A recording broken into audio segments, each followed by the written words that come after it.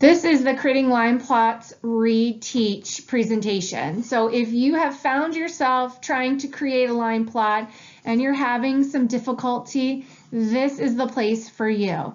Let's go ahead and do a little bit more practice together. Okay, let's take a look at the problem I have on the screen. You can see that we have a table that says weights of Sandy's cats in pounds. And then you can see that I have a frequency table here ready to go and ready to be filled in. If you remember back from the modeling video, the first thing we need to do if we are going to be creating a line plot is we need to organize our data.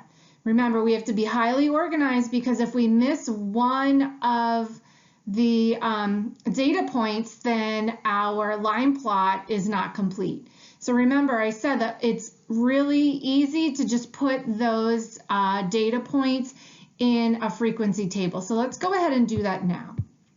Remember I said from the video that we want to start with the lowest number. And in this case, we're talking about weights of Sandy's cats in pounds. So we want the smallest weight of Sandy's cat. So let's go ahead and take a look. So first I have 6.5. Do I have anything that's smaller than that? I have 5. I see 5. That's smaller than 6.5. And I'm just going through each of my pieces of data to see if I have anything that's smaller. I have another 5. So it looks like our smallest cat weight in pounds is 5 pounds. And how many of those did I have? Right, I had 2. So the frequency is 2. And you know that I like to go through and check them off as I go so that I can stay organized. All right, so what's going to come after the 5 pounds? Okay, right. So if you said 6 pounds, you would be correct because that's the next number that comes after 5 with all of our data. So I'm going to write a 6 here. How many times did 6 show up in our data? Right, 1, and then this gets a 1. Check it off. All right, let's continue on. Now, I want you to go ahead and do the next one by yourself. You're going to pause the video. You're going to figure out which data point comes next, how many times, that would be the tally marks, and then the frequency right in the number. So go ahead and pause now.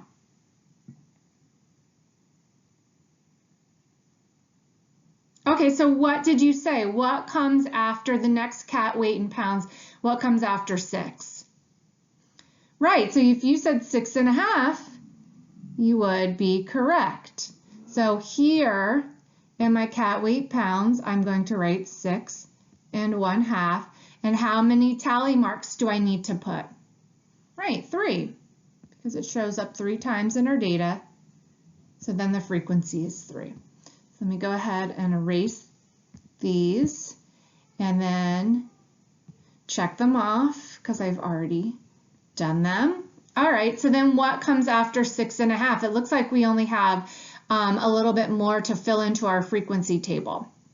So what comes next? I have 8 and I have 9. So what's going to come next?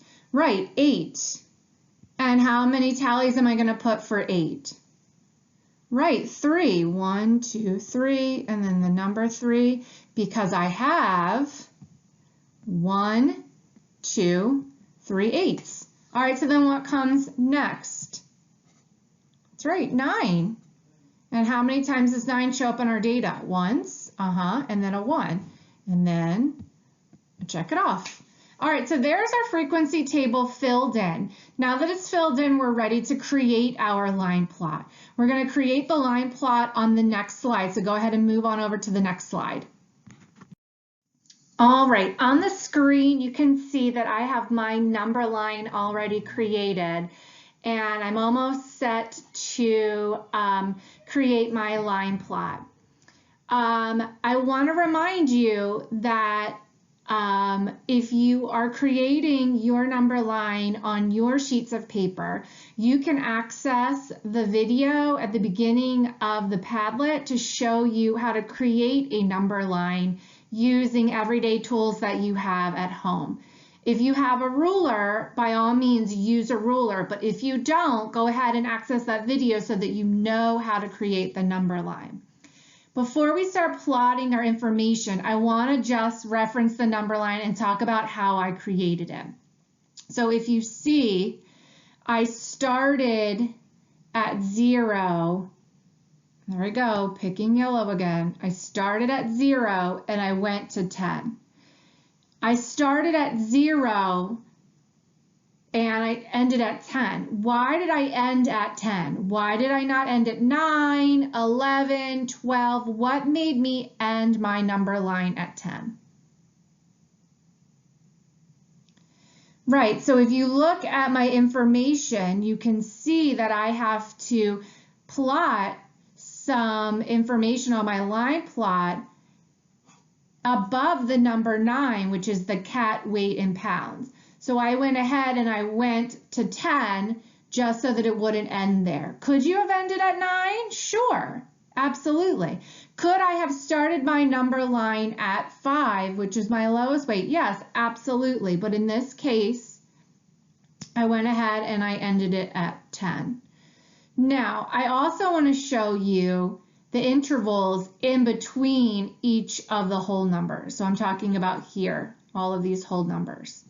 I want to talk about how I created that number line. If you see, I have my numbers in between my two whole numbers. There's another line.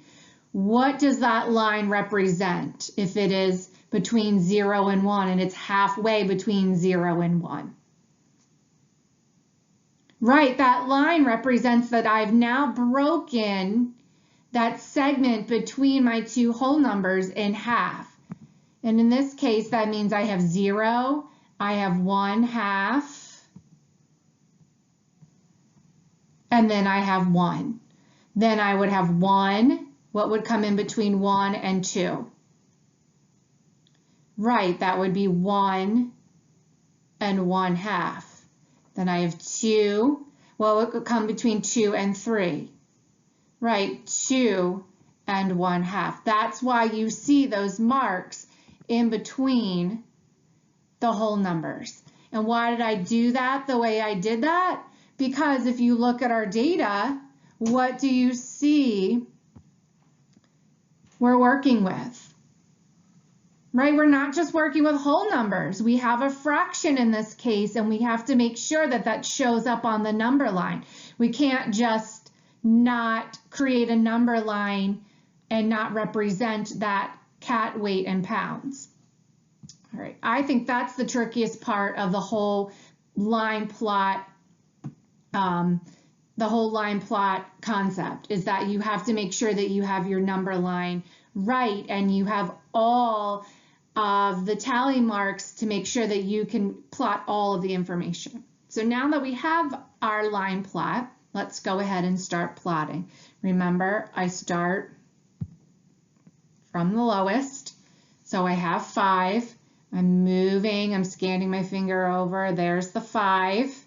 How many dots or X's am I going to put over the 5?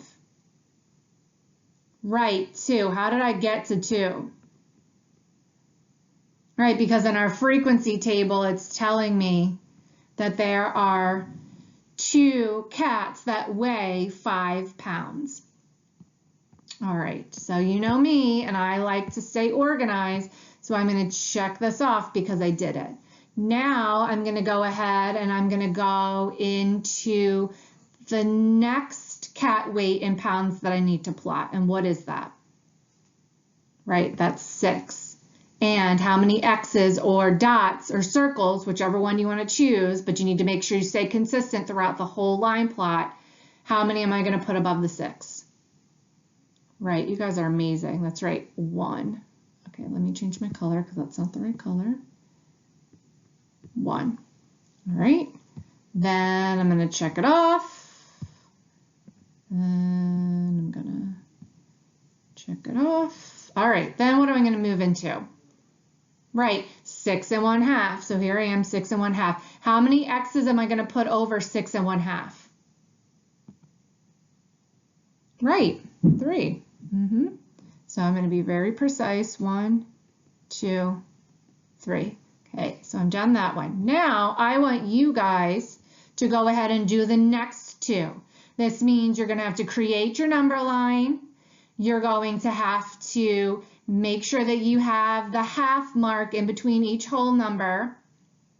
So pause the video, go ahead and do that. Once you've plotted cat weight pounds of 8 and 9, come back, check in to see if your line plot matches my line plot.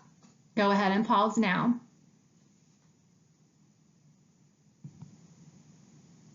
Okay, so you've had a chance to go ahead and create your line plot. You have your number line, you have the 5, the 6, and the 6 1/2 cat weight pounds plotted, and you were supposed to do 8 and 9. So let's go ahead and take a look. For 8, how many x's am I going to put above the 8? That's right, 3, because I have a 3 right here. Awesome.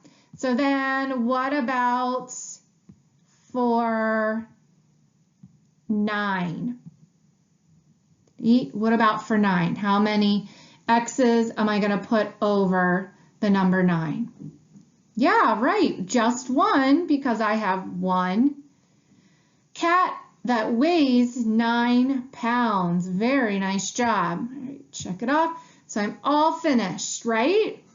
It looks great, right? I'm all finished? No, I'm not. What am I missing? What am I missing? Yeah, I'm missing a title. What am I going to make the title of my line plot be? What could it be? Yep. I like what you're thinking.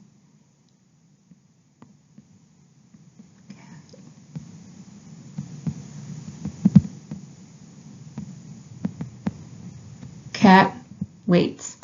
There it is. Yep. Okay. Go ahead and take a look at the rest of your work. Remember, you're working on the playlist in Envision. Remember, you go to start.hcps.org. You click on the Pearson tile. You put in your login information. Remember, first, last name at student.hcps.org. Your password is love and your lunch pin number. And then you go right to classes and you start working on that playlist. You're going to work on the independent practice, numbers 4 and 5. And then you're going to work on the practice buddy. Remember, when you're finished with the practice buddy, you're going to go to the review screen and you're going to hit submit so that way your teachers and myself can see all of the fabulous work that you've been doing. Good luck.